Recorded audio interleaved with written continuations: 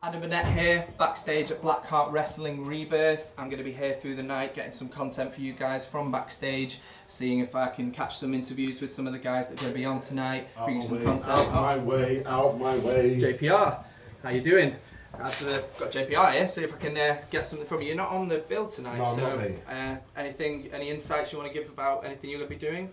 It's for me to know and for you to find out, mate. Okay, you don't want to give us anything? Absolutely nothing at all. Okay, I'm sorry to waste your time, man. Please, you're a busy man, clearly. Well, that was JPR. I'll see what else I can bring you through the night, guys.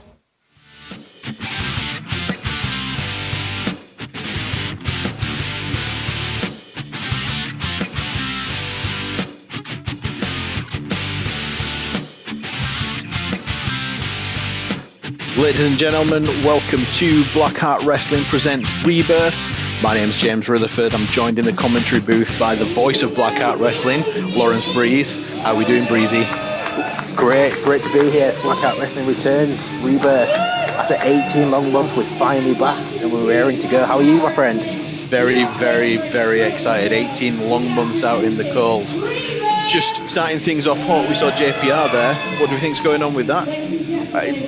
I mean, let's be fair. As he said, it's for him to know. For us to find out. We'll have to see what he's got planned. Hopefully, we'll see him a bit later on. He's not on the card, so we'll have to see what happens. But sorry, go on. That all to come. I was going to cut you off and just say here we've got General Manager Cy Finnegan making his way to the ring. The big guy to say the General Manager, massive dude. Very big human. Ladies and gentlemen, hello! Welcome to Blackheart Wrestling Rebirth! My name is Simon Finnegan, I am the General Manager. This is my second day on the job, and I am very, very happy to present the head official, Ben Stewart, to my left. Ben Stewart, of course, part of the first show. And my ring announcer, Shelby Sainar. And the new addition to the roster, Shelby Sainar. Ladies and gentlemen, welcome. Welcome to the hottest ticket in town right now. People have come as far as Rawdon to be here tonight, so thank you very much. Trick that Rawdon to Guiseley. 6 matches for you tonight. In the first half, we have Alfiee Rogue versus Jennie B. That's our big match for the first half. Potential show stealer there, Alfiee Rogue, Jennie B. We have a dog in the audience there. We also have for our main event a winner-take-all match for the new Blackheart Wrestling Championship. Beautiful title belt there. Barry versus Ellis Barker versus Sean Only, and that's the main event. Ladies and gentlemen, what do you think about that? So without further ado, let's start the show. Ladies and gentlemen, welcome to Blackheart Wrestling, and let's have a great time. Let's have a round of applause. Cy Finnegan, General Manager, running down the show. What is it you're looking forward to seeing tonight, Breezy? Gotta say, I'm looking forward to the main event, the triple threat to crown a brand new first ever Blackheart champion. That's it, exciting stuff. A first ever Blackheart Wrestling champion.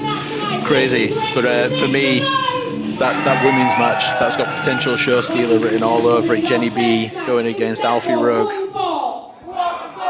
There we go. Making his way to the ring first. Well, here we go. The first matchup of Blackheart's Rebirth. It's the same first matchup that we saw 18 long months ago. Two big guys. I think we all know who this man is.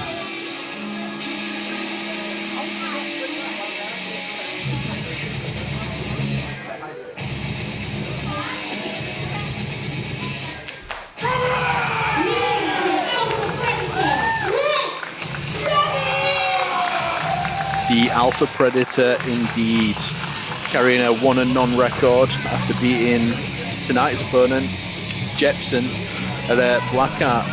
What are your thoughts on this guy, Lawrence? He's an absolute specimen, he's Rick Savage. Monster among normal human beings. Everything about him, just look at the size of him, he's ginormous. Obviously, his opponent, though, he's no stranger to. Jepson, he's faced before. Another big human, not a small guy, either of these two. How we start here at Blackout Wrestling, two big mammoth men, smashing lumps off of each other. Be interesting to see if Savage can pick up the win again and assert his dominance here over the Blackheart roster. Well, we talk about a variety in styles as far as professional wrestling goes. I don't think there's going to be too much variety in styles in this one. We're just looking at a couple of mountains of meat looking to take lumps off each other.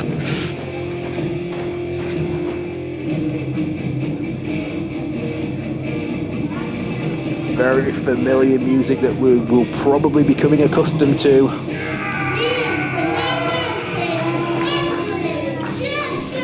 The man-mounted Jepson looking to get his win back. Obviously, he's sat and stewed for 18 long months of getting his hands on Rex Savage. Yeah, not playing games, straight to the ring. There's no messing around with fans. There's no wasting his time high-fiving. This is a man with a point to prove.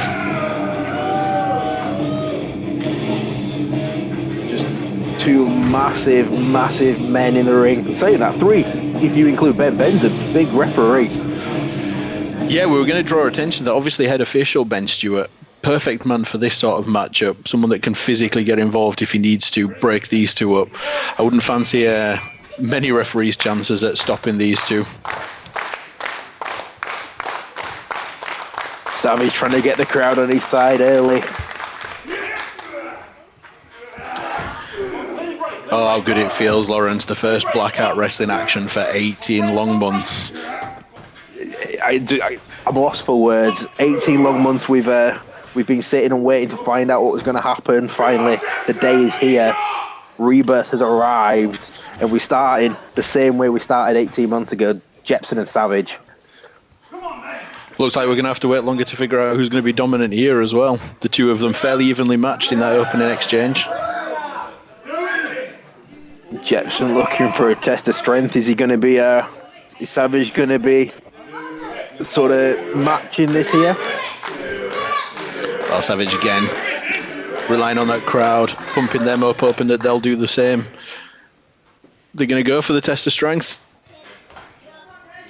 Nice Roman knuckle lock.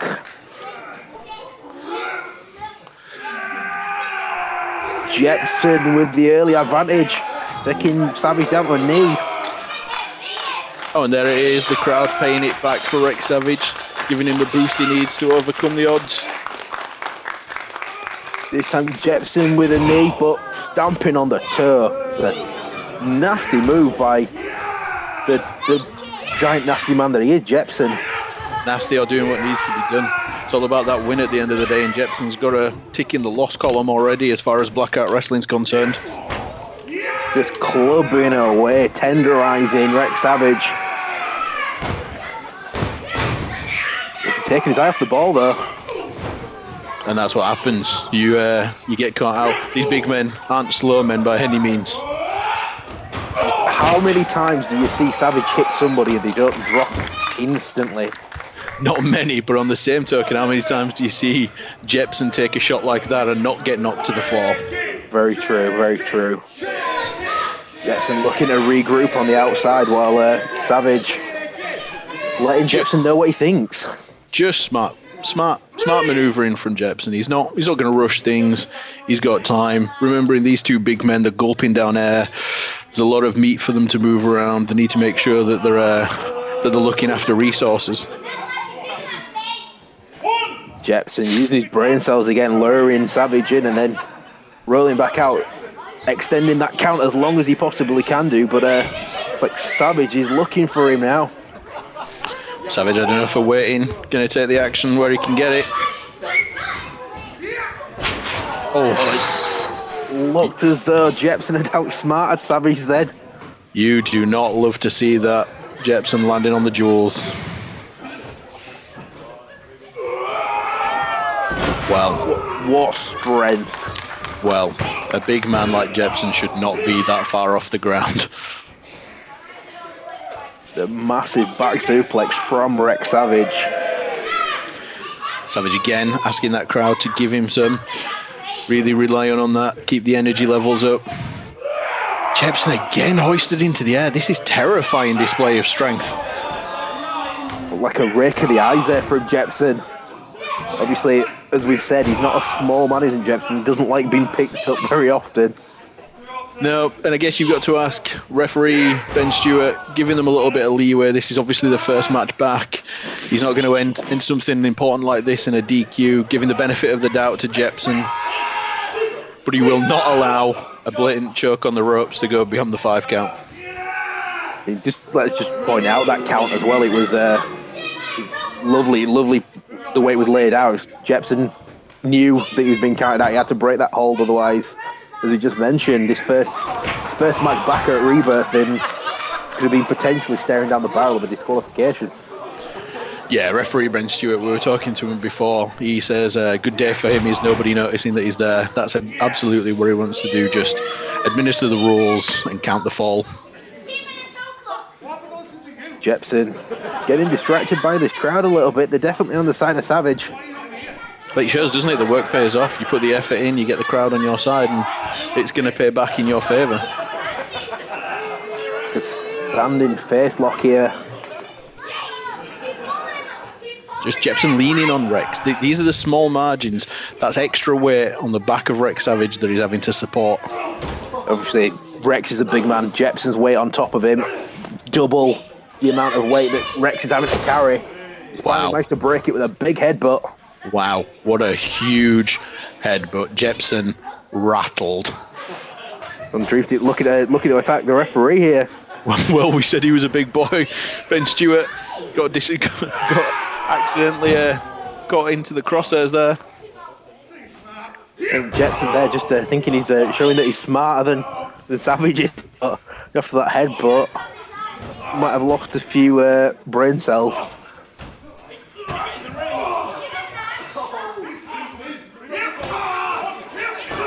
Referee again. Allowing Jepson to push but not break any limits. Just a running high knee there to the midsection, sucking all the wind out of Rex Savage's lungs. Oh, and again, just it's difficult to put over just how big these two men are, especially without the context of a smaller referee. But to hoist a man the size of Rex Savage just dead weight up into the air like that is beyond impressive. And it shows that both of these matching each other's power for power. Obviously, we saw Rex Savage earlier back suplex Jepson. Now Jepson is returning kind with a side slam. Just crazy how strong both of these men are. Just administer a beating now. No, there's nothing, no finesse. This isn't catch can wrestling. Jepson just administering a beating to Savage.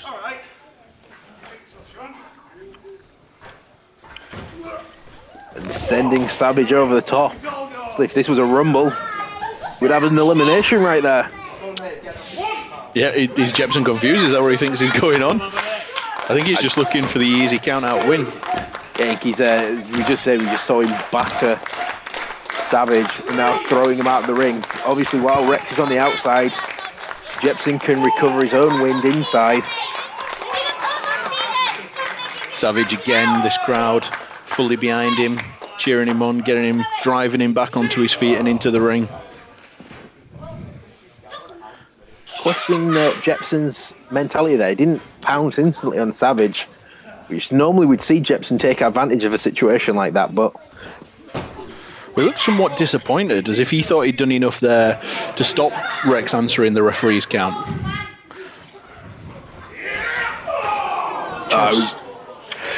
We thought that there was going to be a clean break there. Jepson backed off and then followed up with a massive running splash in the corner. Just a huge amount of just weight and mass coming down on you. And returning the favour from the back suplex. We've said it at a pinfall. 2 count. We said earlier that a man of Jepson's size shouldn't be up that high. Same has to be said for Savage. These two, let's be honest, freak athletes. the size and strength is one thing, but the speed and stamina that they've displayed, these two already putting themselves through a lot, still both going for it. A huge fall away slam. Jepson now looks like he's enjoying himself. I was just about to say, looks like he's toying with Savage. When do we say ever that Rex Savage has been toyed with as an opponent? It's unheard of.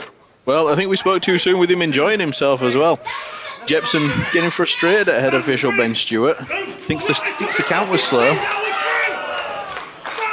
But also, just the size of Ben. Eyeballing Jepson, and obviously that distraction has allowed Savage the momentum that he needs. Sorry, the separation.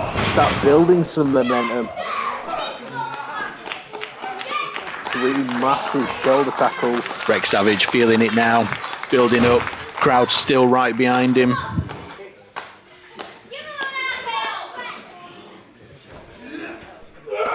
And again, Savage picking and dropping Jepson like he was just a mere man. Unbelievable. Feat of strength getting him up there, and then Jepson having the wherewithal to get the shoulder up off the mat. And we saw how close that cover was. That almost a 3 count there. Savage signaling to finish this.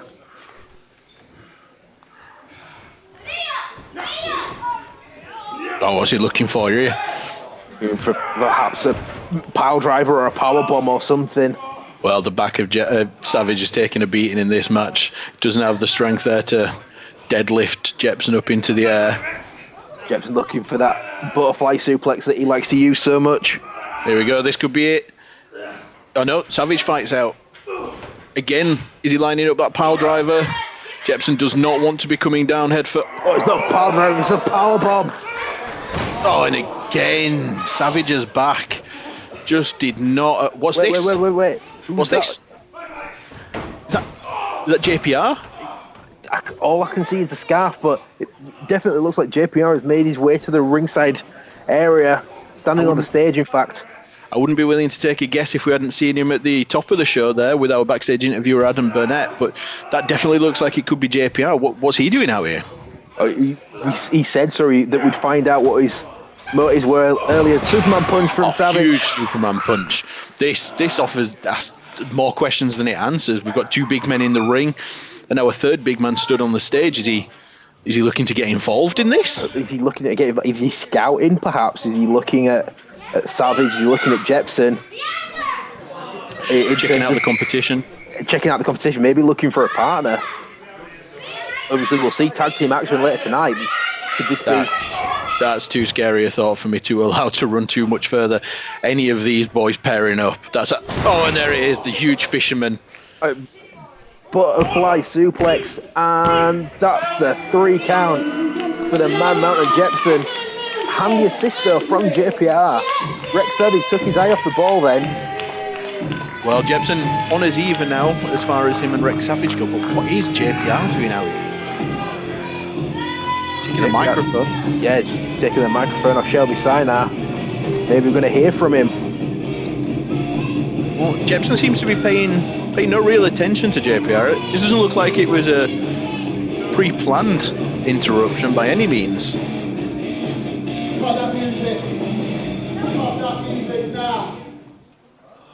Hear what he has to say. My name is JPR, and I'm from Tottenham, London. That receiving a warm welcome in this West Yorkshire crowd. I've just told you who I am. I'm JPR. Can you hear the first line? You can shut up and all.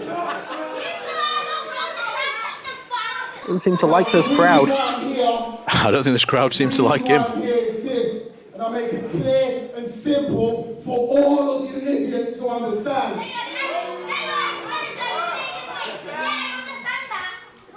That's cool. I'm glad you understand.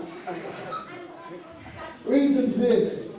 I'm here because I'm sick and tired of people like us, big men like us, getting treated the way we are being treated. There's a Yorkshire word for you, treat. Yorkshire! Got an issue with the way that big men are treated at Blackheart. Now, I've had enough of it, right? I've had enough of people like us being treated like this. It's that simple, right? So, here's the plan, right? He's a man with a plan. And you join me. There we go, called it. And we take this place over like no one has taken over anything before. I am loath to agree with him. If these three big men join together, what can stop them? You can shut up. This is a nightmare scenario. Now, Jepson, I'm going to turn to you first because you won, right? What do you say? You going to join me? Jepson first. Is Jepson going to accept the offer? And, this is not what we want to see. Jepson is in with JPR. What does this mean? What is going on? Now, you look like you want to fight anyone or anything that even looks at you in a disparaging way. And take this. You sound like you need more convincing. So, I don't care where he's from. Savage maybe not wanting to accept this offer. Far more hesitant listening to this crowd. I dare. It's from Yorkshire. I dare.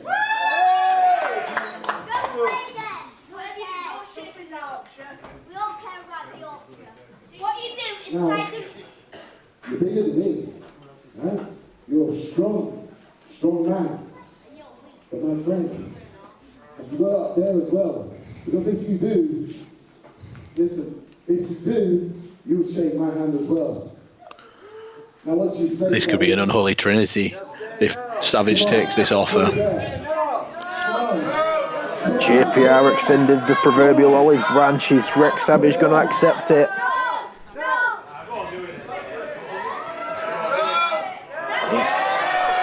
Savage, Say no. again with this crowd, he is not for turning. Knock him out! I'm going to let you think about this for exactly 5 seconds, right? JPR giving him another chance. The real question is, Savage counting down.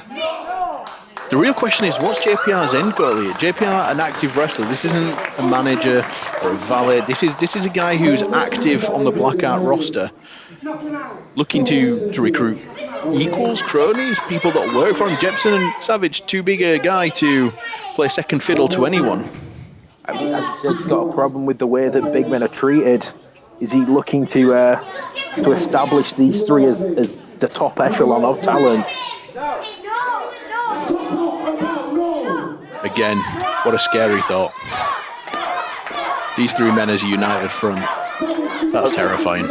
Obviously, we have 3 men in the main event. Jack Barron, Sean Onley and Ellis Barker, but like those 3 are fighting each other. Imagine if these 3 show up.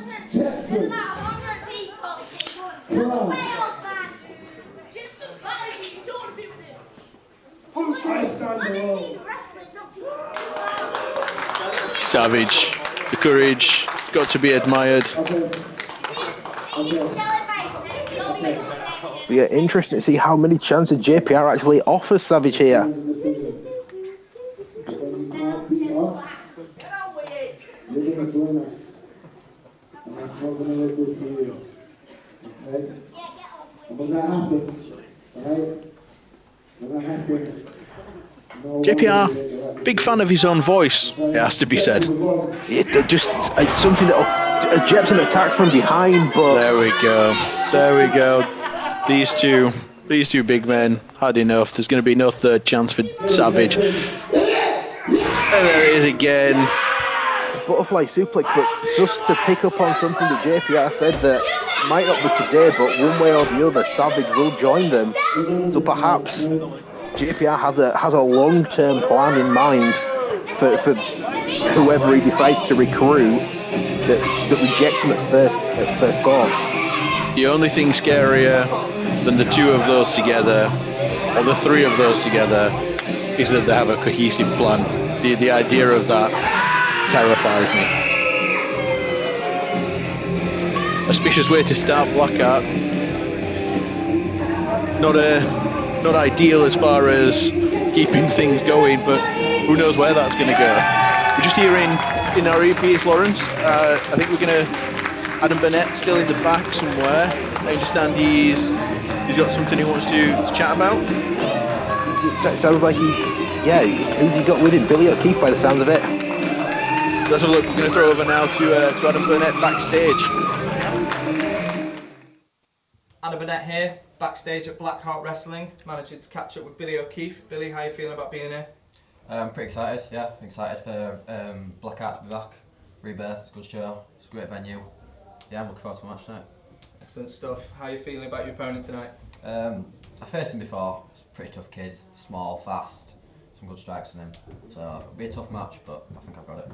Nice one. Cheers for checking in with us. Cheers, mate. Your next match is a singles match. Billy looking confident as he heads into his match later today. We're not going to have to wait long for it. That match up next.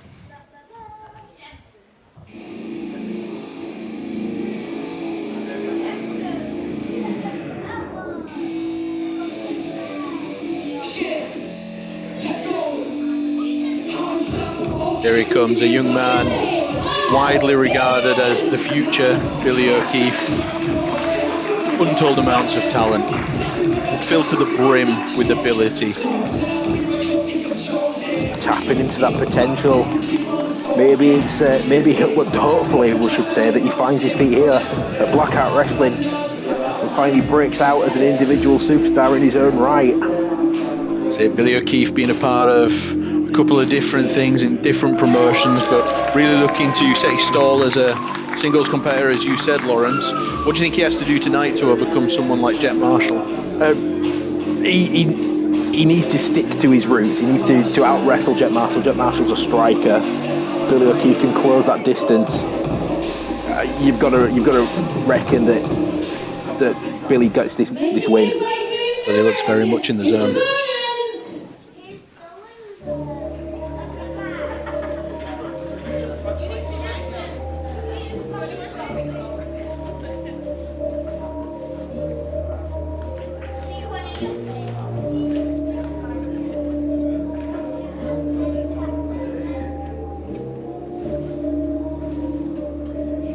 Jet Marshall making Billy O'Keefe wait here.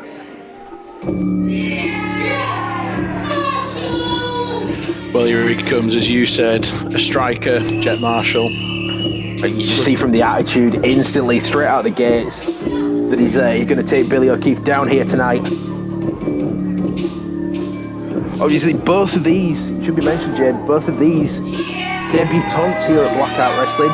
The first match under these big bright lights. Very much. The complete opposite of our first bout. Our first bout, a replay almost, a rerun of what happened 18 months ago at the first Blackheart show. This one, brand new. Brand new. Obviously, Jet Marshall impressed head trainers at the Blackheart training school that we ran January last year.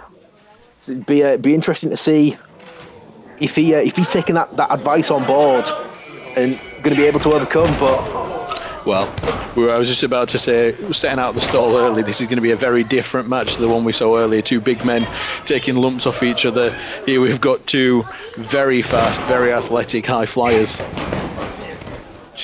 Just trading hold for hold, move for move here, quick cover for one only. Just the tempo of this. At some point, one of us is going to have to try and call a move, but they're going to need to slow down way dramatically for us to get anything in here. We saw O'Keefe there catching Inzaguri on the top of Jet Marshall's head, but Marshall recovered. And off they go again. Oh, huge forearm. Stopped Billy O'Keefe dead in his tracks. And a drop kick. It looks like we're going to catch breath. What an opening exchange, Lawrence. Billy looking to go flying, perhaps.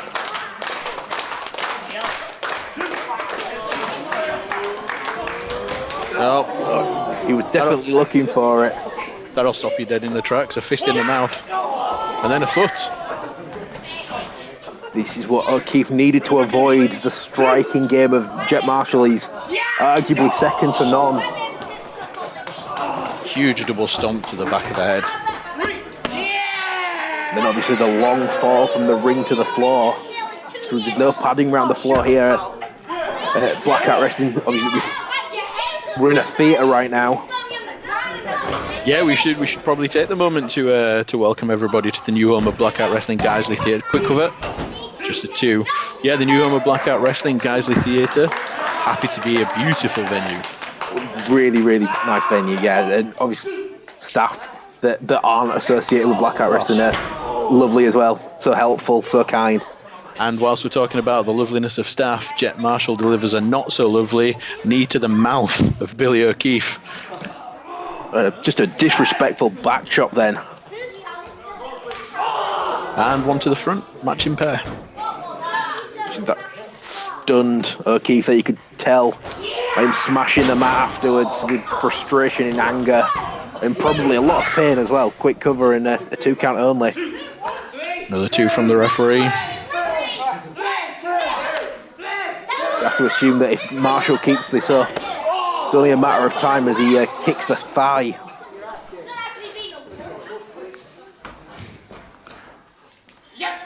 Jet Marshall just teeing off.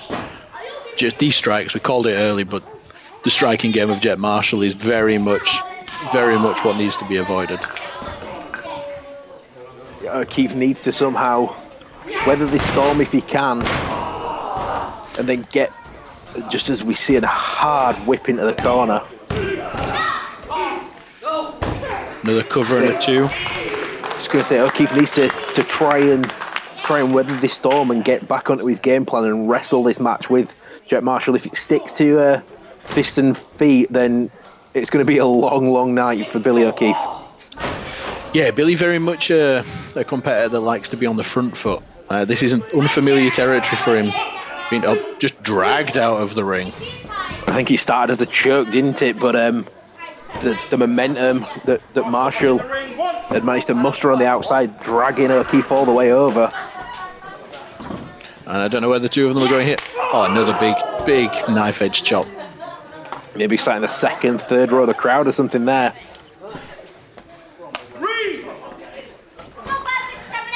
Oh, back into the ring. Billy really needs to find something. He's caused that separation, and then as I said, just a massive drop kick, then a kip up from Jet Marshall.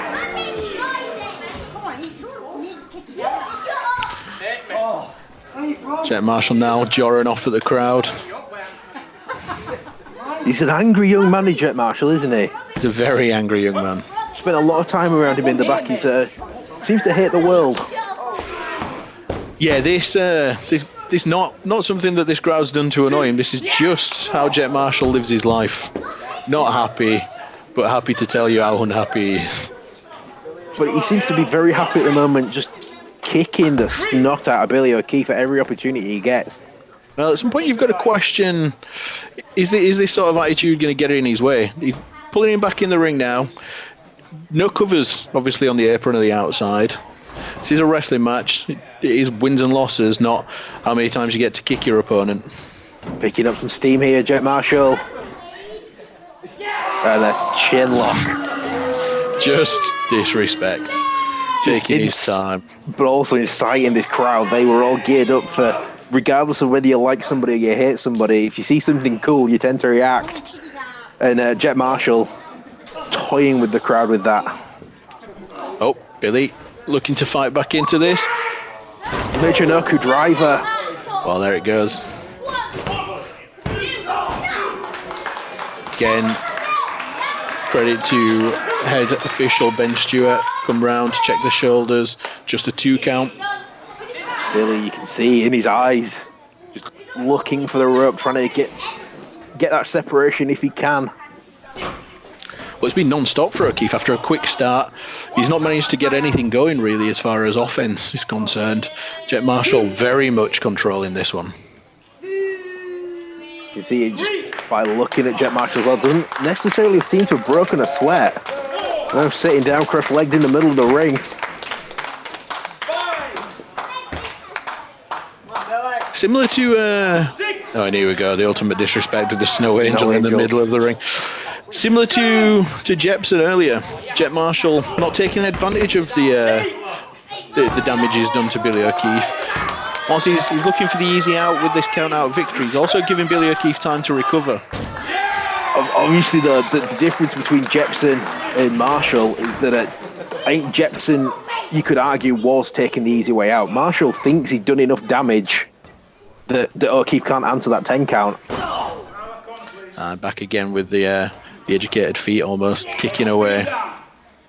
Nope. Slap to the ear. And now a spinning back chop.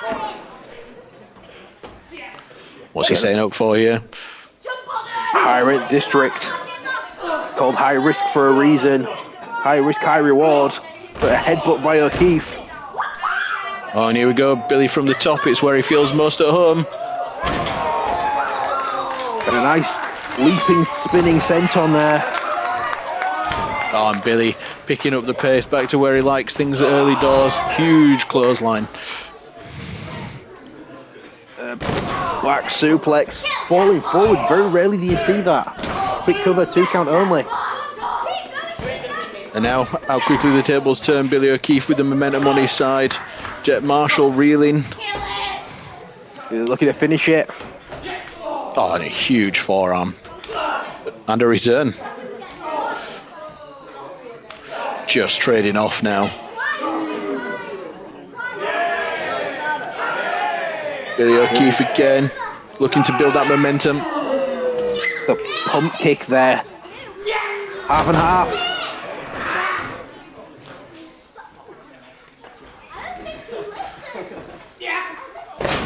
Pop-up Liger bomb from Jet Marshall could be everything. O'Keefe somehow managing to pop the shoulder. Well, Jet Marshall, similar to us in this crowd, not sure how Billy managed to get his shoulder up off the mat that time. But he did. That's what's important. And Billy now asking the crowd to help him back up.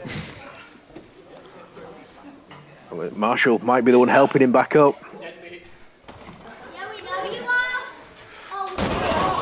Oh, might be everything, just a headlock face driver.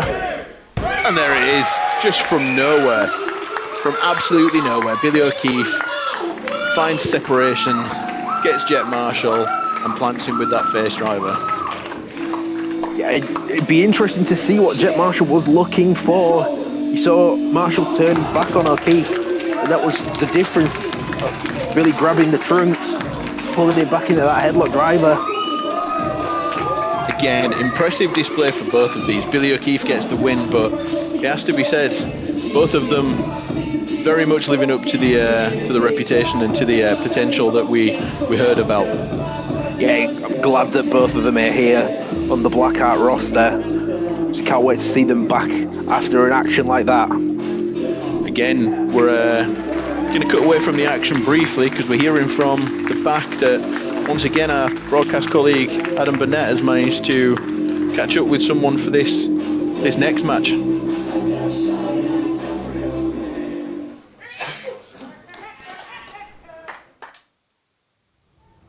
Adam Burnett, backstage at Blackheart Wrestling. Is that what you just said? Adam Burnett. Adam Burnett. Adam Burnett. I don't care what you say, Adam Burnett. Okay. Yeah, Adam Burnett. I don't know if you know this, right? But I'm at Blackheart Wrestling. I think you were going to tell me that. I think you were going to be like, Adam Burnett and Jennie B at Blackheart Wrestling. Well, you know what, Adam Burnett? I ain't happy. I got told, come to Blackheart Wrestling and you're gonna get your title match. I thought, I'm in title match that. I am gonna win a title tonight. And guess what? No. I've come to Guiseley. What is a Guiseley? A Guiseley? I've come to Guiseley to Blackheart Wrestling to wrestle Alfiee. Alfiee. Jennie B versus Alfiee. Not in a title match. That ain't fair, is it? That ain't fair. Do you know what, Adam Burnett? You can have this. You get back to doing whatever you call a job. I'm gonna go Thank you for your time, Jenny. Well, doesn't that say it all? Jennie B has a lot to say for herself. Disrespectful, really, calling Alfie Rogue Alfie Burr. That would be a cracking match to see Jennie B and Alfie Burr. Yeah, the bearded musical genius Alfie Burr. I don't think he's gonna pull on the tights anytime soon. I wouldn't have thought. And here we go, looking to make sure that Jennie B remembers the name. We've got Alfie Rogue coming to the ring. A lot to prove. Another debutante here at Blackheart Wrestling.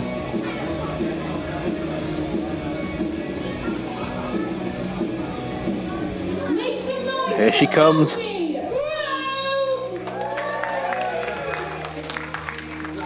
Well, crowd favourite, and it's hard not to be when your alternative is to cheer for Jennie B, who's just deliberately mispronouncing Guiseley. What is a Guiseley? Do we know? I'll Google it. We'll see if we can find out later on. See, big implications in this match. Obviously, both ladies debutantes would be the first thing that you want to do is make an impression. And both Alfie Rogue and Jennie B have that opportunity here today. Very much so. Referee checking Alfie Rogue as we hear the opening overtures of some auspicious music in the background.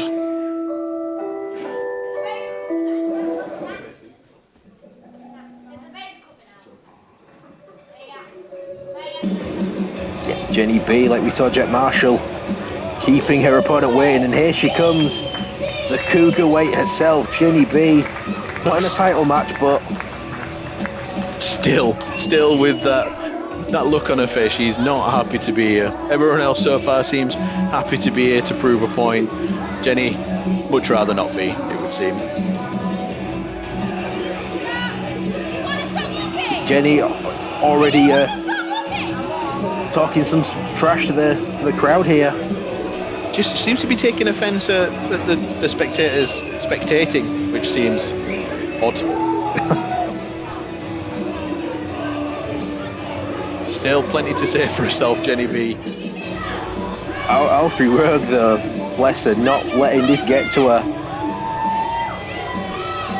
What do you do in that position, Lauren? What would be going through your head? You stood in the corner, your opponent comes in, she's just called you by the wrong name, she's now complaining that spectators are spectating, shouting at people for being there. What's your mindset trying to stay cool for this? I think you just have to focus on the task at hand. Like Alfie Rogue has said, both the debutantes both want that first win, and Alfie Rogue maybe taking it seriously. That might be how we're looking at this. That Jennie B just doesn't take Alfie Rogue seriously at all, whereas Alfie Rogue has that focus in her to get the job done. Well, I would hope for Jennie B's sake that she is taking this seriously. Alfie Rogue, a dangerous competitor, not long since back from a broken arm. The Siren of the Spear, as she's known, has got a lot of dangerous and very quick offense. Bell sounded, runned away. Jennie B still not taking Alfie Rogue that seriously, though.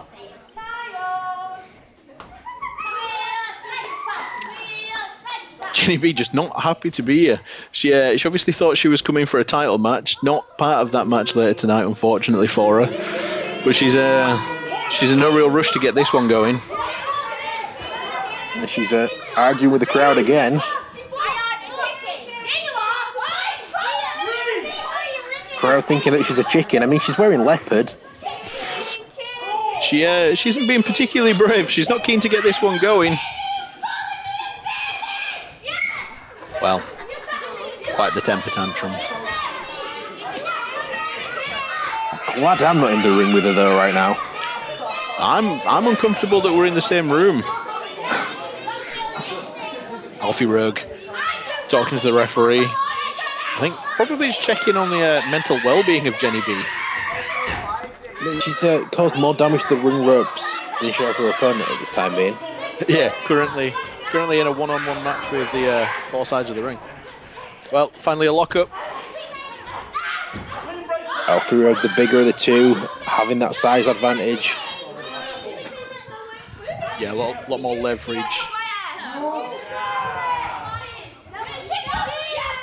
Jennie very distracted by this crowd. Oh, she didn't want to be in Guiseley after all. She did not. She did not want to be in Guiseley. She is letting this crowd get to her. Alfiee Rogue trying to keep game face on. Another strong lockup. So I was just about to say, it looks like, again, Alfiee Rogue having the advantage, but pulling of the hair from Jennie B. Now, hiding behind the referee. Jennie B, just good positioning. She knew where she was. Oh. It's in the midsection. And finally some wrestling in this match. Running forearm and then a knee to the midsection. Shoulder tackle into the corner. Well, I think it's very clear what we're setting up for. We said it earlier. She does call herself the Siren of the Spear. We know she's going to look to weaken the midsection to set up for that big spear. The 2 count off the suplex. Jennie's a pro though. She's been around the wrestling scene a while. She's won championships all over. Yeah, her awareness. She's definitely, though it might not seem that she's taking Alfie's Rogue very seriously, she'll have scouted her. She'll know what she's looking for. Yeah, she knows very much what she's doing in there. She's crawling into the corner to get that rope break. She's creating the distance, using the referee now to buy her some breathing time. Tried to get a quick boot up there to the midsection, but Alfiee Rogue, who is a brawler in her own right, she likes throwing fists. Maybe went to the well one too many times there. Here we go, the veteran now taking over, turning Alfiee Rogue's momentum against her, and just a savage beating in the corner. Just pounding away like a mad woman. And again, huge forearms. Jennie B still with a lot to say to that crowd. Alright, big rain elbow. Snapmare takeover. Can tell. Just Alfiee Rogue, Jennie B has sucked the life out of the crowd. She has now, jawing off at them, mocking them for cheering their Alfiee Rogue here. Crowd starting to fire up, trying to get Alfiee Rogue back onto a sort of surface where she can fight from. And again, Jennie B straight back to those big forearms in the corner. Nope. Quickly gets out of the way and starts delivering a beating of her own in the corner. Just a veteran maneuver there, just from Jennie B, that's kicking away at a body part. Gets that separation that she was after. Oh, and Jennie again.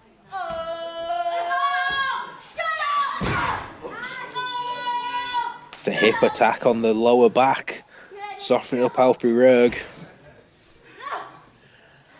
And again, taking control, the veteran. They've taken a moment now to get some air back in her lungs, put a hurt on Alfiee Rogue as well. And then another just driving body weight to the spine of her opponent. And you can see camel clutch applied, but not just a camel clutch, a neck crank at the same time.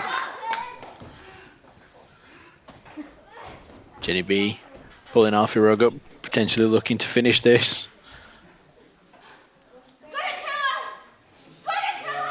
Oh, she's going to kill her apparently.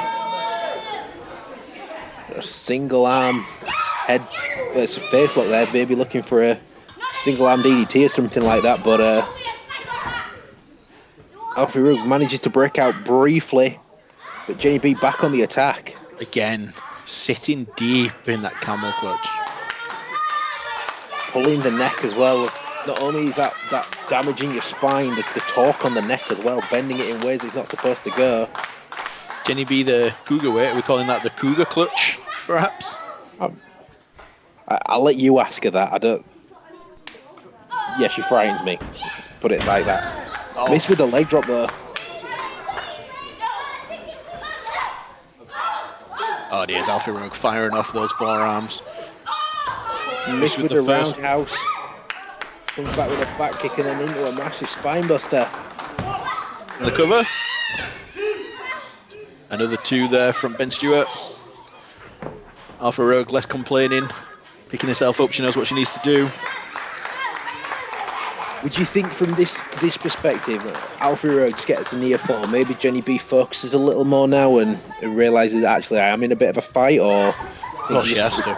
She absolutely has to. You're right. If she doesn't start taking it seriously now, especially with an opponent like Alfiee Rogue, got that spear in the locker at any point, she needs to start taking this seriously. And I believe she is, putting another hurting on Alfiee Rogue. Setting up for a bulldog there. The running Yakuza kick. Another cover. And it's 2 again. You have to question, the separation was there. Maybe Rogue should have looked for the spear there and then maybe put this away, but as it was, she used the boot instead. This match continues. Jennie B firing up to her feet, but doesn't look like she's comfortable. Oh, she went for the spear. Oh, and Jennie B caught her in that. Double underhook DDT. Might have turned the lights out of Alfiee Rogue, and it has. And that is job done from Jennie B. She, we questioned her, said that she wasn't taking this seriously, but she obviously had her opponent scouted. As soon as Alfiee Rogue pulled the trigger on that spear, Jennie B was set up, ready to take the win. Massive win. Just obviously the first women's match that we've had on Blackheart Wrestling. It's a win for Jennie B. So Jennie B gets herself off on a debut to a winning start. Alfiee Rogue doesn't look happy. She needs to take herself away, regroup, come back stronger. But it's Jennie B in the spotlight this time. Hard fought victory though, she is. Oh, I mean, are you hearing what I'm hearing?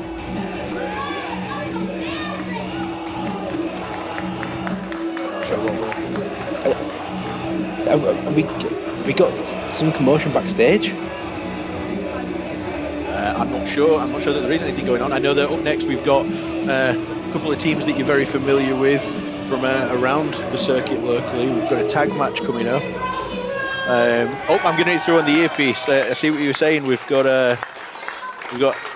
Adam Burnett backstage looking to catch up with a couple of guys. Adam Burnett here, backstage at Blackheart Wrestling. Managed to catch up with the Tricksters. Guys, how you feeling about being here tonight? Oh, you know for a fact of course we're excited to be here. It's the rebirth. The rebirth, Alec. Oh, rebirth, yeah. You know for a fact, the Tricksters, they all say we're delusional, they all say we're crazy, they all say this, but we always get the job done. I mean, whatever job that may be, we always get it done, am I right? Am I right? I mean, of course, myself, look at the size of it. I mean, heavyweight jester over here, and of course, blink, and you miss this guy. He's gone. The trickster of speed, Alec Michaels. I mean, what a specimen. I'll let you speak now, actually. You know, you're part of this team now. I'll let you go. Oh, carry on, please, carry on. Would you like him to carry on? Maureen, what about Maureen? Maureen? Maureen. Maureen? Yes, Maureen. A woman of many words. I mean, listen to her. Okay, Maureen, you got anything to say for us? Whoa, wait! It's a PG show. I'm sorry about that, guys. I'm really sorry about that. Look, come on, time out. Come on, go time out. Thanks, Maureen. What are you guys feeling about your opponents tonight? A lot of energy from you two. Cayman Carlisle. You know, he's a little weasel. Henry Winter. Oh, Jesus Christ, don't let it beat me up again. Please don't let him beat me up again. He's a big dude, he's Winter. I mean, Cayman Carlisle, I mean, sure, I can honestly say he's never beaten me. Has he ever beaten you? Yes. Well, he's never beaten me, so I'll take that. Winter, yeah, he's a big guy, but you have the heavyweight jester. Here's what we're going to do to Henry Winter. Henry Winter, I hope you're looking at this real seriously. We're going to pick you up like you've never been picked up before. We're going to lift you so high, and we're going to throw you into that mat, and we're going to break every little bone in your body. Strong words from the Tricksters here. Ladies and gentlemen, Well, welcome back to Black strong words from the Tricksters indeed. Alec Michaels has a lot to say for himself. Both of them do, both Jester, Jiro, and Alec Michaels, just full of confidence, full of energy. Yeah. Have to see how that holds up against the collective, though. To be said, he's strong, he's quick, he's athletic, he's full of talent, but he is short a couple of marbles. He definitely put that across when they said that people are calling them crazy. Who's Maureen? Who is Maureen? And I think we're going to have to try and get some word from Adam Burnett, because he seemed to understand who Maureen was, and there seemed to be some bad language apologies to people if they picked up on that.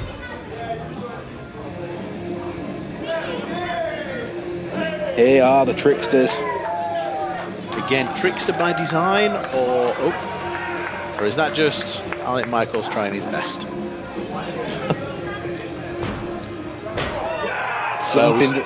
Sorry, go on. We said athletic. Yeah, he's also eccentric. But I think they're going to have a lot on their hands this evening. Yeah, the Tricksters, as good as they are no match inside the powerhouse of the collective, Henry Winter. Obviously, alongside him is the awfully skilled Cayman Carlisle. These two young men in the ring have got the work definitely cut out for them here tonight. Well, that's it. It's a classic tag team combination. We've got silk and steel. We've got brawn and brute strength, and then a cunning mind and keen wrestling ability in Cayman Carlisle.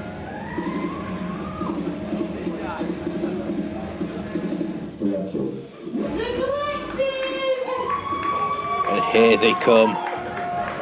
Cayman Carlisle on your left, Henry Winter on your right.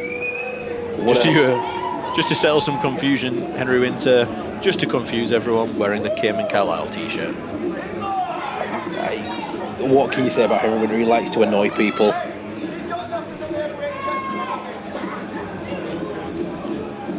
These two just taking the time. They're not going to jump in, let Alec Michaels' craziness dictate the pace. They'll go at their own speed. Look to settle this their way. Methodical is the word that I would use. Winter and Carlisle, happy to do things their own way. Vocal in saying so. Just saw then as well, Henry Winter parting the seat, so to speak, walking straight between the Tricksters, no fear at all. Not saying we've talked about the craziness of the Tricksters, but these two are a little kooky as well. Let's not stray away from it. We're not looking at 4 normal humans here. Yeah, they've definitely collected themselves, shown a darker, crazier side to themselves in the past, but looking like obviously it's the first tag team match of Rebirth. It's the only tag team match of Rebirth, and we're going to see now that Cayman Carlisle and Jiro are starting things off.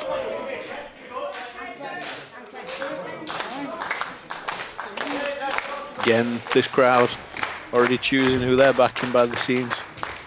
Would you not, from just a logical standpoint, see Jiro in the ring and not instantly let Henry Winter start this match and just let him waste Jiro? The size difference is astronomical.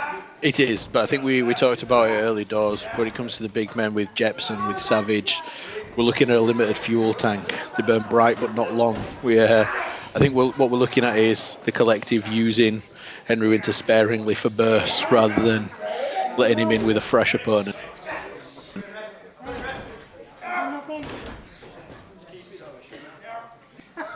The Nexus is here. It's nice to see. We've had some interesting starts to matches, but a bit of mat-based grappling going on. Bit of real wrestling to begin a contest here. Jiro ever vocal, even in the ring. Yeah, it's a real problem that he seems to have, this inability to close his mouth. It does quite often get him into bother. Cayman Carlisle looking at him like he'd like to put a fist in it. I think Cayman Carlisle, if he gets half the opportunity, will be doing that. Oh, there you go, prime. Jiro, mouth wide open.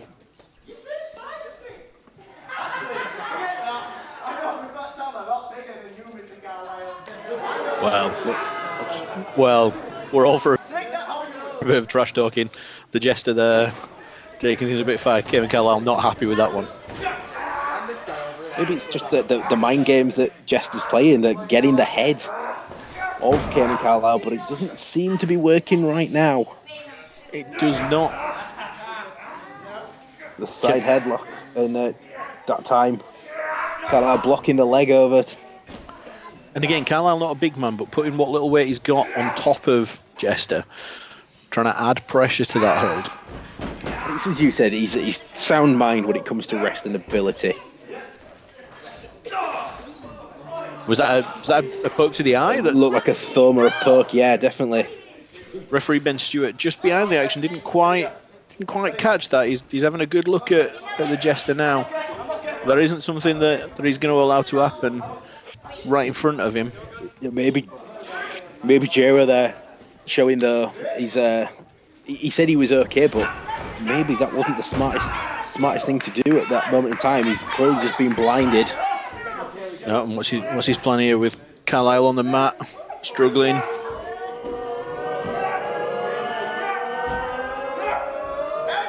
I suppose, why not? Wow. And the so-called heavyweight Jester looking to use that weight advantage. I'm going to say I don't know what his weight is. Allegedly over 400 pounds. Well, looks like he might weigh about 80 ringing wet. But he's moving well, and it's got him on top of Cayman Carlisle at the moment. He needs to be careful he doesn't get too close to that corner. You saw Winter swipe at him then. And here comes the trickster of speed, Alec Michaels. Jero was right what he said earlier. You blink, you miss something while Alec Michaels is in the ring. You do. And we have, tongue-in-cheek, referred to him as being a couple of marbles short, but Alec Michaels making sure he puts himself there between Winter and Carlisle, looking to cut this ring off. Just bouncing around the ring like a jackrabbit. Oh, saw that then. Again, we were just talking about the ring awareness, cutting off the tag. Hey, managed.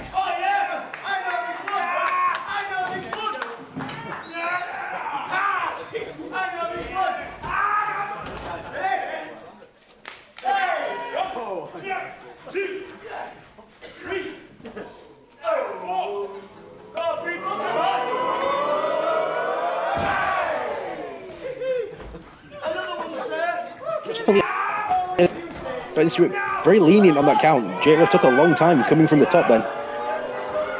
Well, again, Ben Stewart, first time back at Blackout Wrestling, he's the head official. He is in a position, if he so chooses, to be a bit more pliable. He's wanting this to end with someone on the back in the ring rather than a disqualification for taking a second too long. Well, the Tricksters now just methodically taking apart Carlisle's left arm. You know, obviously it's a tag team match. We're yet to see Henry Winter in this. The Tricksters, on the other hand, just as you see a push kick from Carlisle. Matt spoken a little bit too soon. And here comes the big man, Henry Winter, with the trickster of speed, Alec Michaels.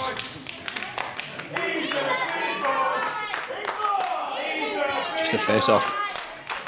You hear the crowd here at Guiseley pointing out that Henry Winter is indeed a big boy. Alec Michaels not quite so keen to set off with the running at the moment.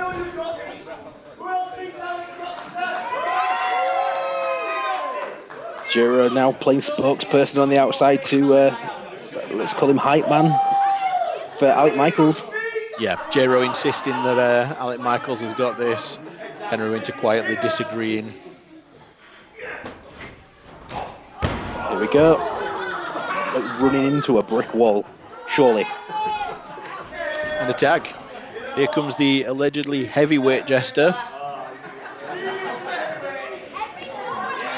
Would we be safe to say that Henry Winter probably classifies as a super heavyweight though?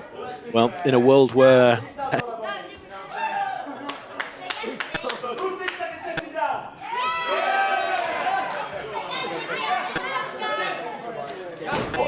Jester psyching himself up.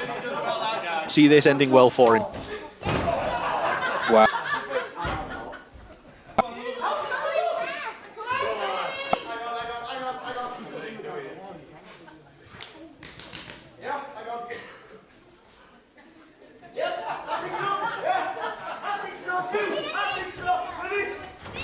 starting this match.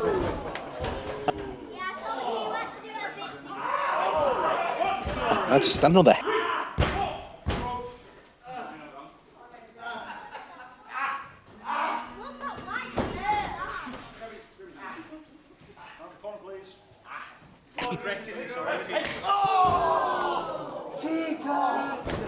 Those hands.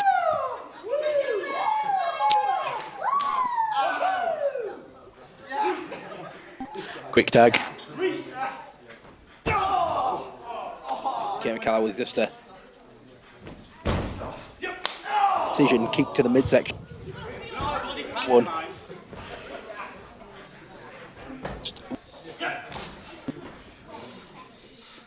Trying to follow suit. This is a tag team match. Cut the ring off. We see where the jet ring. Not for long.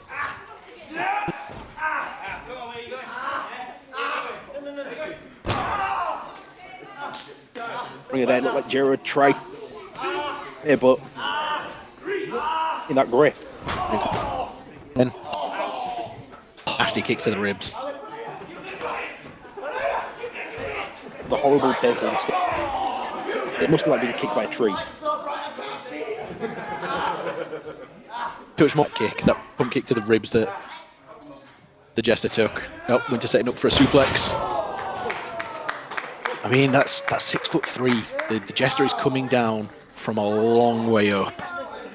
And all that weight, the heavyweight frame that he's got. Well, a somewhat disrespectful cover, and another. You saw then the Winter grabbing Jero by the face and holding him in position for that pinfall. The size discrepancy here is unbelievable. Up the Jester though.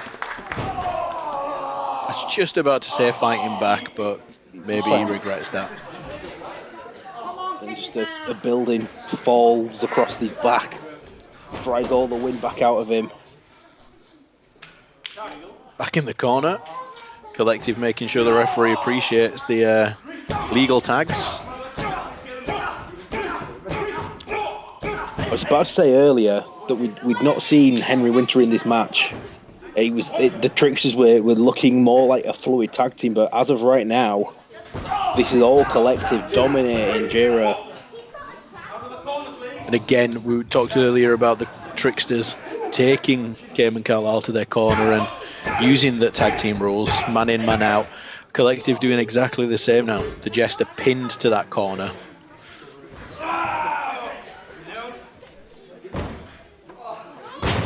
And another suplex, not quite as high. Also, the way that he come down, almost angled like a brainbuster there. Carlisle, nice and slow, methodical. This is how the Collective like to work. Is he going for that suplex again? Oh, display of his own strength from Cayman Carlisle. Not looking to be outdone by his tag partner. Except it backfired quite dramatically. Backfired into a jawbreaker. Jero got the separation he needs. Michael needs to stay in his corner. Carlisle needs to make that tag. Jester needs to make that tag, and he has. Carlisle not able to. The Trickster speed, Alec Michaels firing on all cylinders. And here he goes, just non-stop action from Alec Michaels. We're looking for here the running powerbomb. Huge powerbomb. Winter looking to get involved, and now he does. Full Nelson.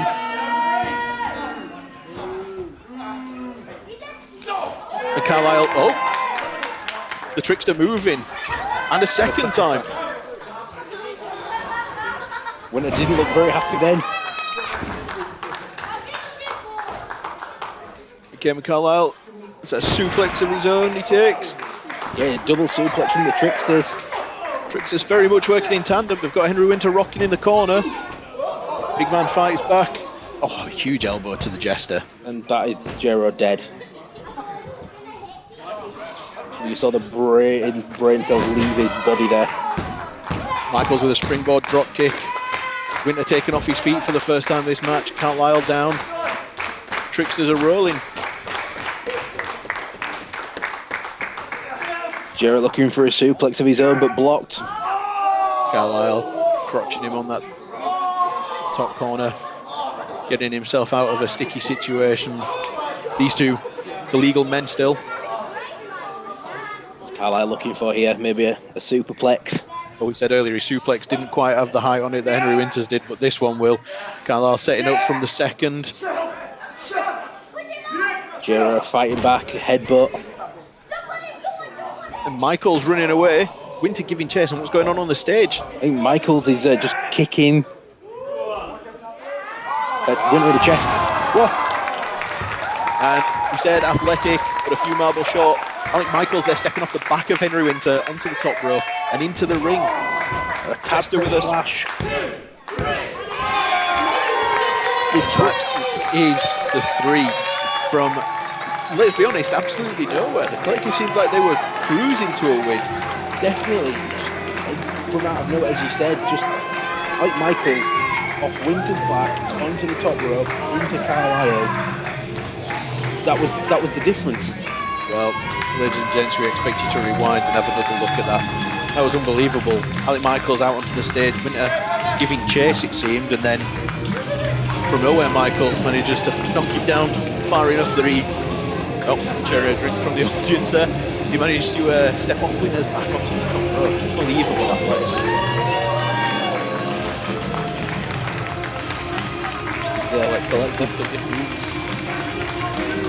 Are they licking wounds or are they plotting? We both know what the collective are like. They're not going to be very happy with that loss. Either way, I can't see this being the end of this one. The collective definitely not happy. The Tricksters left to celebrate. Just to quickly point out, we didn't see JPR or Jepson during that match, so maybe they're not out for tag teams after all. Yeah, still questions to be answered there. It doesn't look like they are making a move to the tag division. The two of them obviously still have unfinished business, it felt like, with Rex Savage, but yeah, still more questions than answers with that one. We're looking at another singles match here. Introducing another debutant as far as Blackout Wrestling is concerned. He's all heart, all energy. It's Cannon Haze. Cannon Haze looks pumped up. He's a very enthusiastic young man. Quite the opposite of Jet Marshall we had earlier, who's all mood and misery. Cannon Haze, a happy chap. Speaking to him earlier, he was saying how happy he was to be here, to be back in wrestling. He's taking some time out. He's hoping to make Blackout home and really stamp his authority on this singles division. Obviously, one of those guys that we saw last January in the training ground.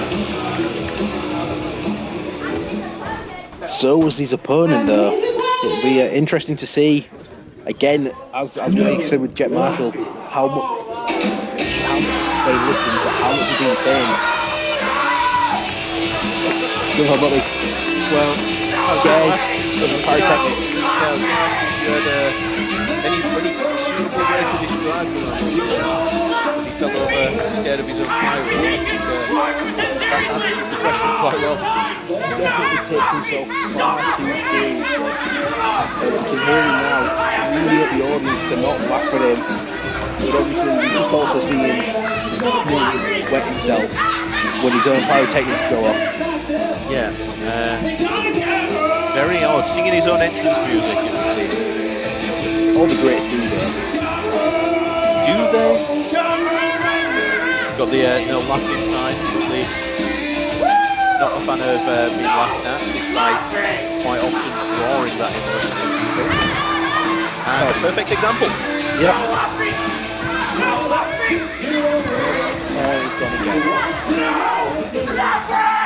Very, very different people to Cannon Haze.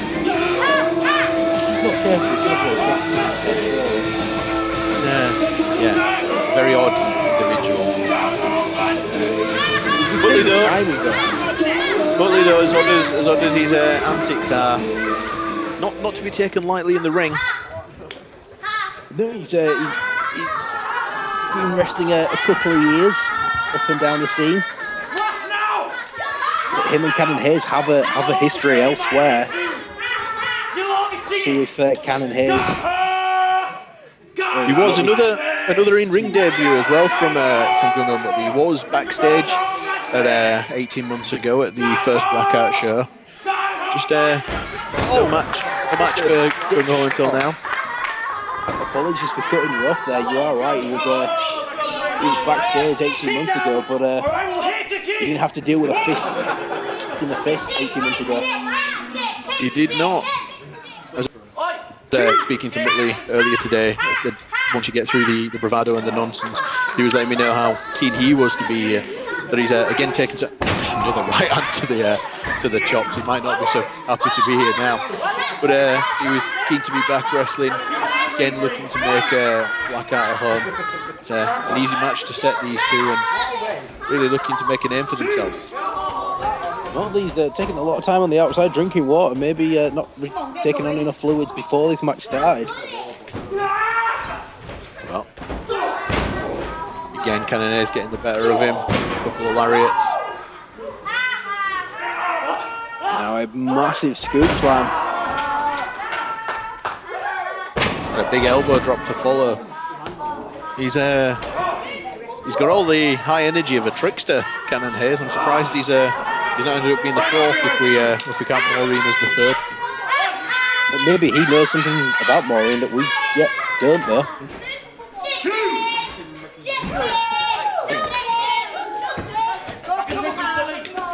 Cannon Haze now giving chase. No, Haze, naivety there. A little bit of in-ring inexperience. But taking his water with him. Not very. That be classed as a foreign object in this environment. I don't know. There isn't a rule that I've read in the wrestling rule book against taking on fluids mid-match. Of course, World of Wrestling, we used to have rounds specifically designed to take on fluids. Muttley obviously making sure that he's not dehydrated in the ring. Choking him in front of the referee. Ben Stewart there, interrupting, stopping this. And again, singing his entrance music as he brings those fists down on Cannon Haze's skull. A very lenient count that time from Ben Stewart. Maybe he just enjoys the music. Oh, a mistake from Muttley. Haze fights back. Oh, and just gets hung up on that top rope. And just taken down head first. Just a 2 count again. Muttley straight back on the offensive. Beating. And what's he setting up for here? Off goes the glove. Well, he doesn't quite throw the glove. Those things are expensive. He's not looking to buy a new one. Disrespectful slap. Disrespect's the right word. Disrespectful to the crowd. We sat through all that set up for him to drop to his knees and slap his opponent. It felt like a slap to all our faces. And now going back. The glove goes back on. That's why he didn't throw it away. He needs it. He's obviously got gold hands. Well, he's definitely struggling to put it back on, bless him. Oh, now he throws it away. Very odd behaviour from Muttley, but we expect nothing else. Haze taking the opportunity to fight back. Comes off the ropes. It's a huge hip toss. Huge hip toss. The hang time. Cannon Haze just flying through the air. And again, back to the water. I mean, this isn't World of Sport. I appreciate what you're saying, but when's enough? Back in the corner. Oh, just spitting at him.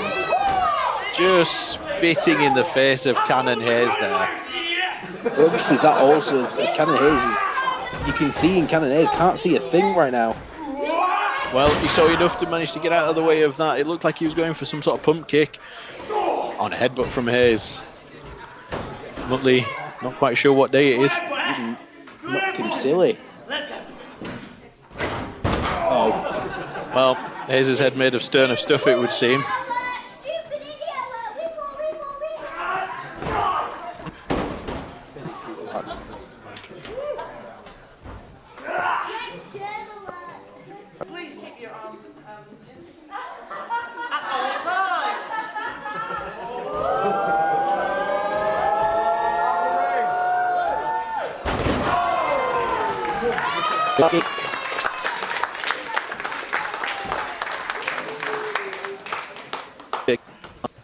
Not quick to.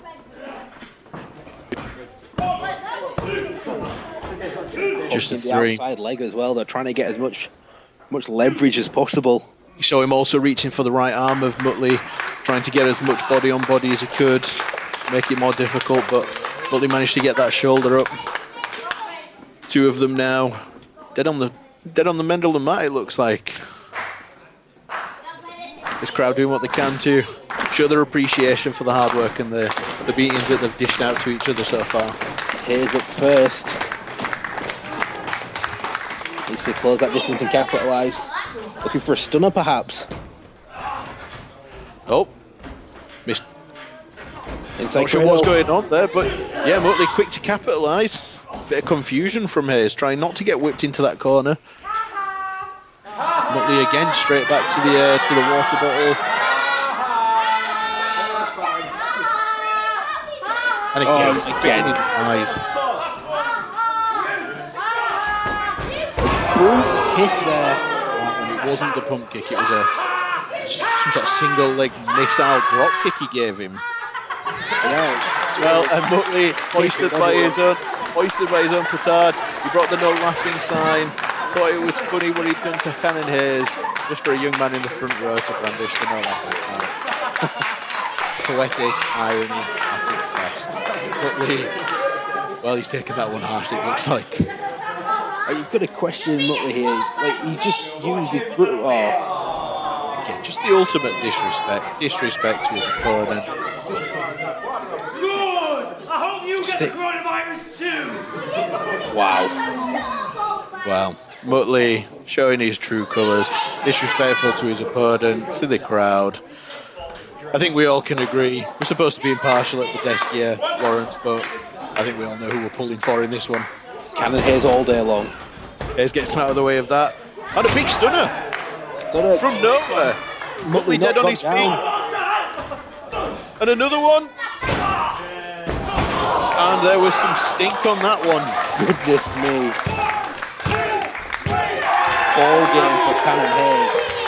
That is the match. Wow. Cannon Haze from nowhere. It took a couple of stunners, but it stunned us. Good win for Cannon Haze. Definitely good win, but it's got to question Muttley in that. The amount of time he could have gone for a dunk and instead went to show the disrespect.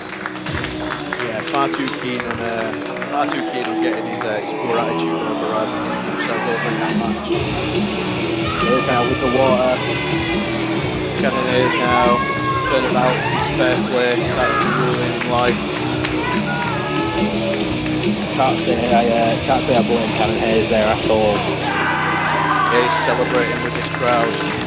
Well, Lawrence, you know what that leaves us? It leaves us one match and one match alone. The triple threat to decide the first ever Blackheart Wrestling Champion. The main event of the evening. How excited are you for this one? Really excited.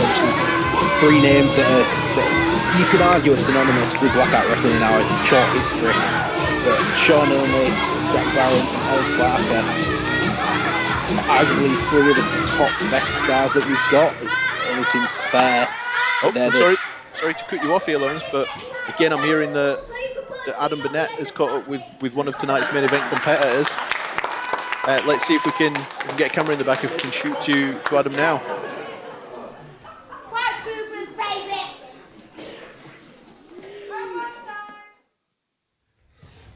Adam Burnett here, again backstage at Blackheart Wrestling. I've managed to jump into Jack.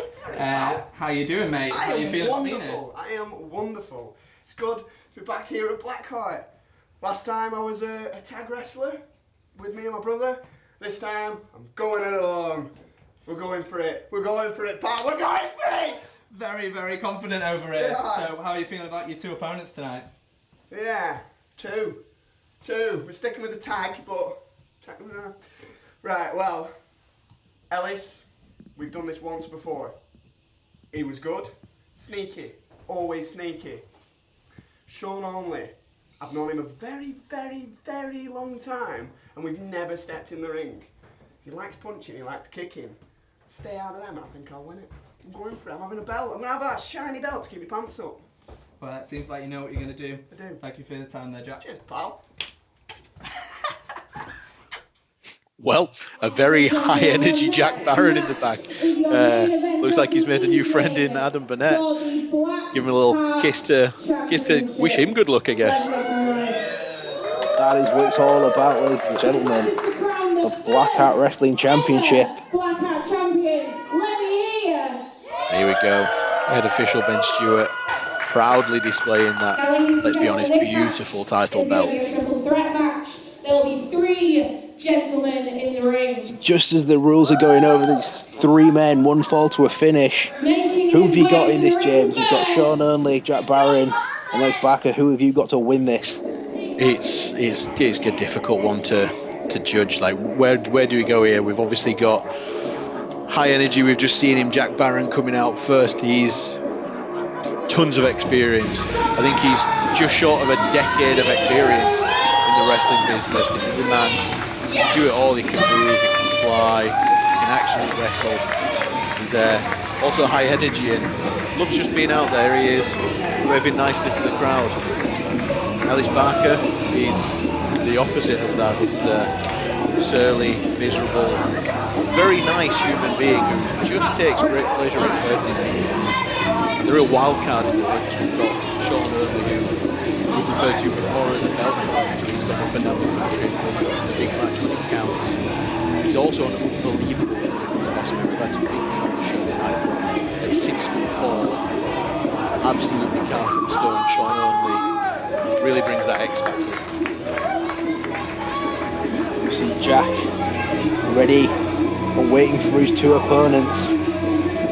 Yeah, he looks like he's playing there, jumping on the ropes, but having seen Jack Barron wrestle regularly, he does like to jump off those. He was warming up as much as anything.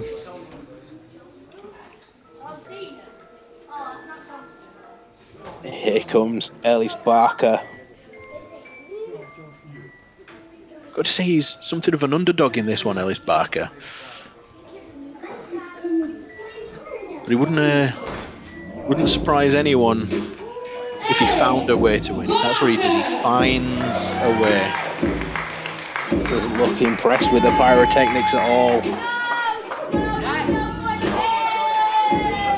He's not there to please people, isn't Ellis Barker? He's there to hurt people and pick up wins. That's it. That's the difference. The picking up wins. Ellis Barker, one of those competitors who understands that professional wrestling is about wins and losses, and he's willing to do what it takes to get that win. And finally, their opponent. Obviously, as well, under triple threat rules, there's no disqualifications. You would have to argue that stipulation suits itself more to somebody like Ellis Barker. It does, and stipulations aside, it doesn't matter what the rules are, it doesn't matter who's in there. When a bloke the size of Sean Only walks in and kicks you in the mouth, rules go out the windows anyway. Here he comes.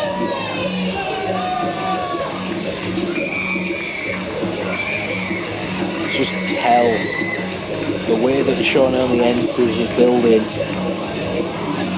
just a different level. In goes the gum shield.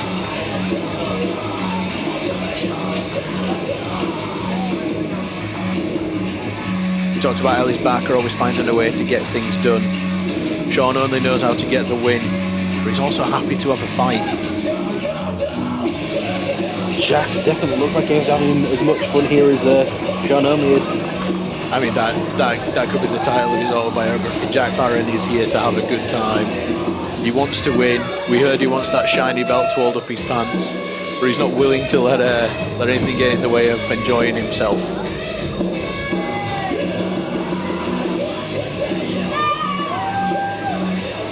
Sean Only taking his time with this one.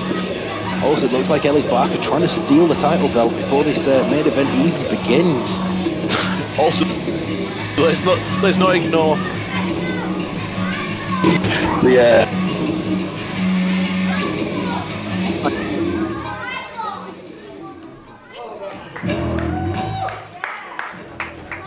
Ladies and gentlemen, this match is for 1 fall for the Blackheart Wrestling pleasantries Championship. out of the way.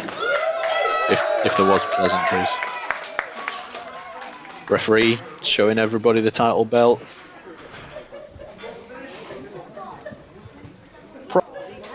Props to Ben Stewart there as well. We saw him just clearing the ring. That must have been the residue from the Muttley and Haze matchup. Yeah, I think we had some. We may well have had some technical issues there with our microphone commentary. Ben Stewart going over and above the Call of Duty just to get some of that water out. And Ellis Barker not willing to go over and above the Call of Duty and ducking out. Some might say smart though. It's like you can lose this early. If Barker steps out, he can keep an eye on the action and then just pounce when need be. Yeah, we said he wasn't a nice person. We didn't say he was a dumb one. Two people willing to fight there. Jack Barron and Sean Only. Big size discrepancy between these two. Jack Barron managing to force Sean Only back, but no, Sean Only very much dominant in the strength department. Wow. And I said, everything changes when a foot hits your mouth, and there it was. Ellis Barker, nope, he's very quickly changed his mind. Oh. Knocking up a hamstring there, maybe. Well, you didn't mention it before, but Sean Only, background in mixed martial arts. I've actually found myself, it's Pancras is the form that he specialises in. I've actually found myself in a cage with him. Not a pleasant place to be. I've got to ask the question, did you win? I was submitted very often and very regularly. He is a specimen. Oh, misses with that one though, and again, Jack Barron, we saw him playing on those ropes, didn't quite work for him this time. A testament to what Jack Barron stands for though. He clearly outsized, outgunned, but still going to the well, trying to take the big man off his feet. All heart, you can't take that away from him. Going to the top. Barker, just like a snake, slithering in while Barron's back's turned. I think Jack Barron himself called it right. Very sneaky. Oh, and a DDT, draping DDT there. Ellis Barker might not like it, but he's played it smart and now in control of this matchup. And obviously, where Barker left the ring on his own volition, he's just knocked Sean Only out with that dripping DDT, leaving himself and Jack Barron alone in the ring. Jack Barron again, very happy to climb a huge arm drag.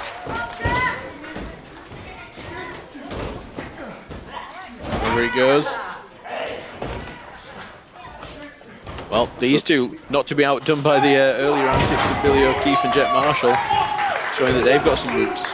Kind of a springboard, crossbody works there for Jack Barron. Sean Only stirring on the outside. Getting himself back into this. Oh, God, what a shot that was. And a second one. Ellis Barker on his feet. I'm not sure how his jaw's still attached to his head. Never mind him standing. But not only that, not only is he standing, he's striking Sean Only back. Jack Barron deciding he's had enough of this one man out nonsense. He'll take both of them. Still having a good time. And after the beating he's taken at the hands of both Sean Only and Ellis Barker, who would have thought right now that Jack Barron's the only one standing? The cover. Two there.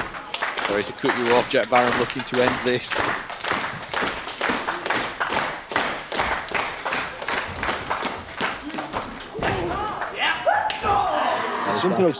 Sorry.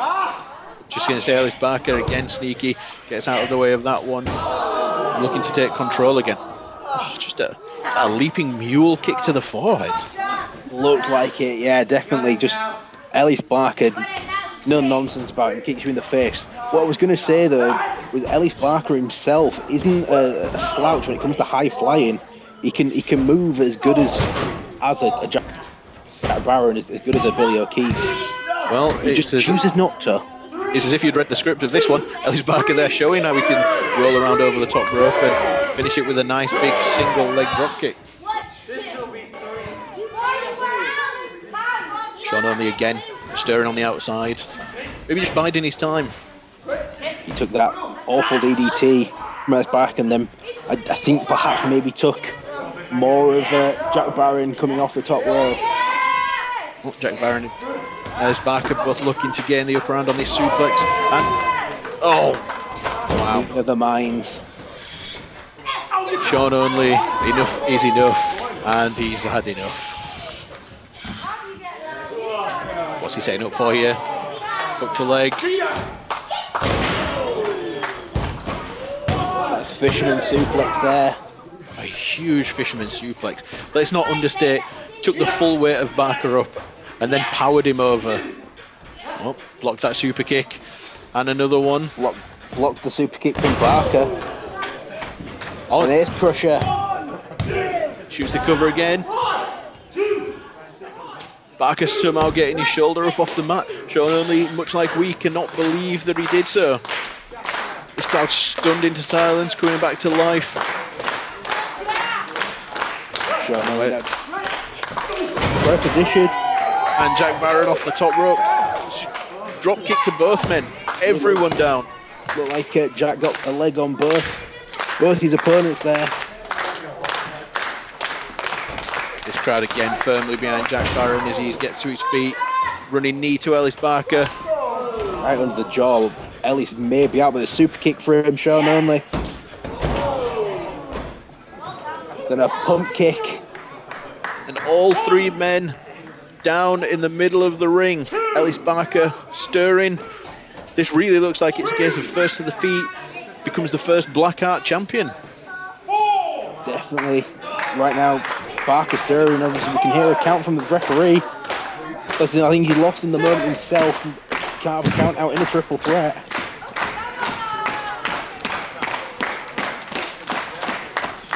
Head official Ben, still just a human man watching these three put themselves through an awful lot of punishment. Oh, and just a palm to the face from Jack Barron. He's looking to take Ellis Barker down with another superplex attempt. Sean Only. Oh, he's not. Reaction. He's not. Oh, wow. Tower of Doom. And the speed there. Sean Only not wasting any time. Straight into the cover on both men. But again, Sean Only using his brains as well. Ellis Barker had the longest fall there. He fell from the top. Went for that cover first. And here we go. He's got rid of Ellis Barker. Setting up Jack Barron. Planting Jack Barron in his face. I think we know where he's setting up for here. Here he goes. He was looking for that curb stomp. Super kick to the midsection. Good red from Jack Barron. Could have win a winner.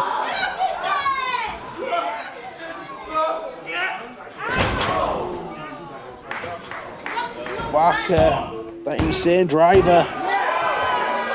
And he gets it. Barker sneaks in at the end. I think it's fair to say Jack Barron looked like Sean Only might be looking to put him away. Ellis Barker, we called him sneaky early doors, and he snuck in there and stole that victory. Ellis Barker, the first ever Blackheart Wrestling champion. Not bothered about the referee, he just wants to hold that title belt high. No interest in the referee's appreciation there at all. Ellis Barker taking the plunder he's just won. And he looks like he's hightailing it out.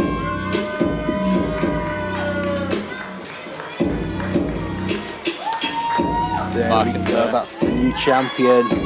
The first ever champion. Goes down in the history books. What a way to finish. Lawrence Breeze, did we expect anything less? What a way to come back after 18 long months. Blackheart Wrestling is here with Rebirth, but to cut you off again, apologies, Sean Only and Jack Barron. Just taking the time to appreciate the efforts each of them had put into that. Sean Only. Oh, super kick from Sean Only. Oh my god, and there's the curb stomp that he set up for earlier. What is... Sean Only deciding that Jack Barron must be to blame. Now he's standing down. Head official Ben Stewart. Oh, here we go. Out comes the locker room. Locker room empties there to protect Jack Barron. what was Sean Only doing? Perhaps you had it right, what you said. You set up for that curb stomp earlier. Jack Barron managed to get out of the way. And obviously, as we saw, that led effectively to the downfall of both Jack Barron and Sean Only in this match. Well, yet again, we seem to have bookended Blackheart Rebirth with more questions than answers. We started tonight not knowing what JPR was up to. We still have no clue what that was about, but he seemingly is joined by Jepson now. And we finished the night with Ellis Barker as our first ever Blackheart champion, and Sean Only, I don't know, taking matters into his own hands with Jack Barron.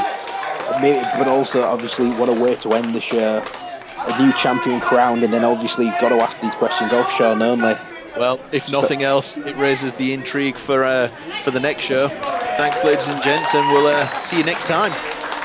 Thank you for joining us here on Blackheart Wrestling.